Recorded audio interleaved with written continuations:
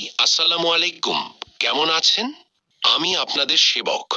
আমাকে ভোট দিয়ে সেবা করার সুযোগ দিন। আমি এইবার আপনাদের এলাকায় ভোটে দাঁড়িয়েছি।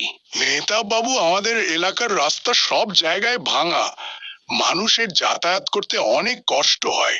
যেদিন জিতবো সেই দিনই রাস্তা ঠিক করে দিব, চিন্তা করবেন না। আসসালামু আলাইকুম ভাই, কেমন আছেন? কেমন চলছে দোকান? তেমন একটা ভালো না। দিনে একটু বেচা কেনা করি, রাতে অন্ধকারে বিক্রি হয় না। আমার দোকানে লাইট নাই। আমি যদি জিতি তাহলে সরাসরি আপনার দোকানে এসে লাইটের ব্যবস্থা করে দিব। আপনারা আমার পরিবার, আপনাদের কষ্ট মানে আমার কষ্ট।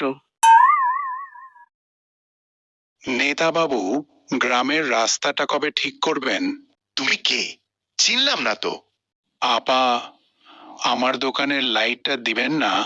অ্যাপয়েন্টমেন্ট নাও আগে, তারপর যা বলার বলো। আমি অ্যাপয়েন্টমেন্ট ছাড়া কথা বলি না।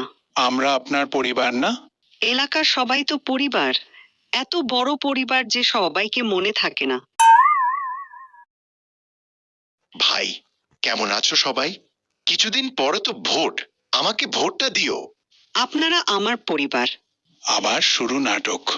আগে মানুষকে মনে রাখতে শিখেন, নিজে যে কথাটা বলেছেন সেটা করতে শিখেন, তারপর ভোটের কথা বলতে আইসেন।